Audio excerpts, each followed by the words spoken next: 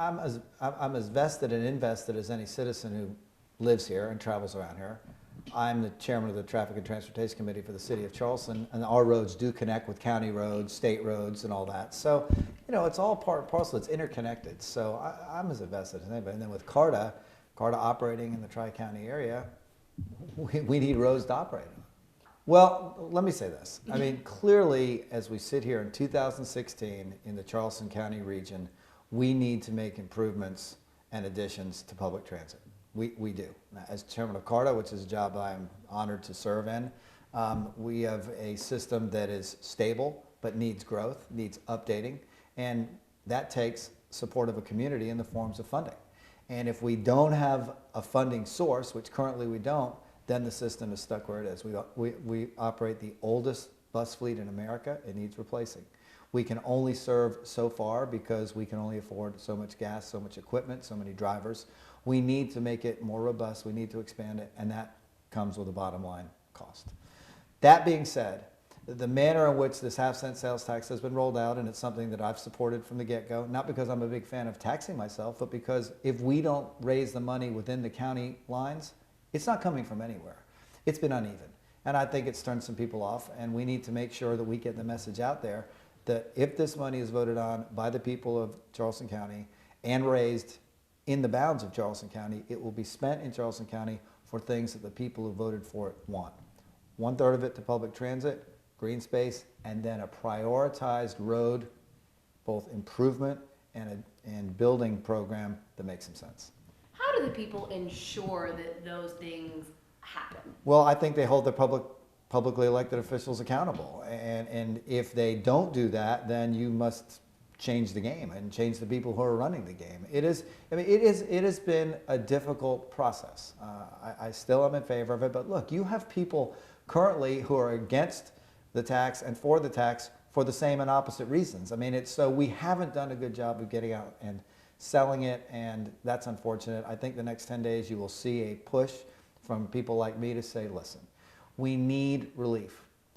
Go find a better source, and we're willing to talk about it, but I don't believe there's one out there. Let's get this half-cent sales tax passed. Let's make sure we prioritize. Let's put 1/3 of it to public transit. Let's protect our green space, and then let's get our transit system to a place that is 21st century, which currently it's not. So if people vote yes, will you guys what will you specifically with public transit like to do? Well, first and foremost, we want to make sure that we recognize through that vote that people have made a commitment to public transit and we deliver something. The easiest two things that we can deliver, one is the bus rapid transit system that has been designed from Somerville all the way to downtown, at grade, dedicated, segregated routing that will start with buses and could ultimately become light rail. And two is a real and true modernization and expansion of our existing system, and then we got to look at some trolleys. So those are the three things that I will push very hard for, both in my position as chairman of CARTA, as my position as chairman of Traffic and Transportation of the committee in the city of Charleston, as a city councilman, but most importantly as a citizen. And to look at our elected officials, and particularly county council, and say, you've been now given a high honor, and with that comes a burden of making sure the money that we raise that comes out of our pockets is spent on true traffic relief and a vision for traffic and integrated traffic solutions for the next 25 years. And again, if that doesn't happen, the money will be there and the people who are administering it can certainly change.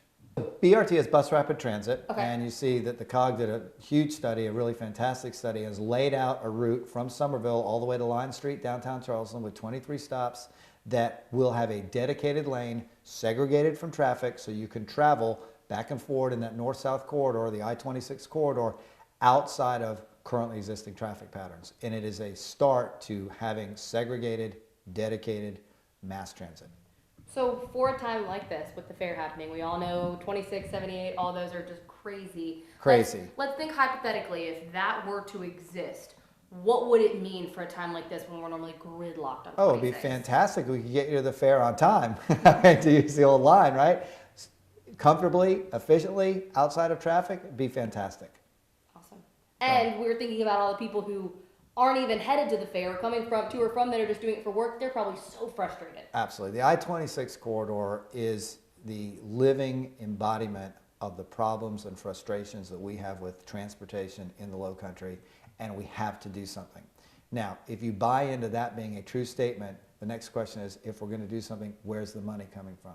And if we don't raise it ourselves, unlikely it's coming from some outside source anytime in the near future, so the time is now. So when people are thinking about what to do with this referendum on this ballot, and I understand it's a tough question, think about, is there any other relief in sight for a problem that we can touch and feel and experience every single day?